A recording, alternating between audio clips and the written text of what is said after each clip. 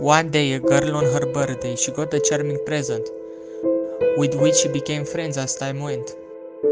At first they were afraid of each other, but they became sister and brother.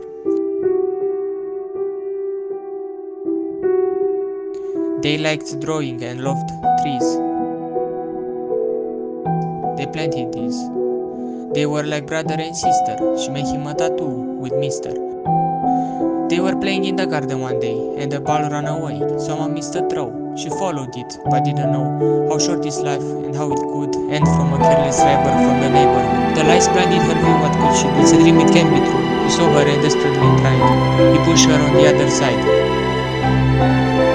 saving her, but what was the price? Guilt and regret, he would have done it twice. She was looking with empty eyes full of hate as the repair truck took her mate. She felt like he was there on the stairs, but he was not there to catch her tears. Even the tear tried to say that he would have wanted to stay. She got older as the years passed.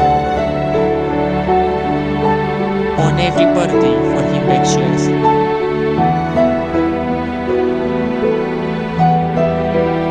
On her 14th one, she got a strange back, and he had her tattoo on its arm back.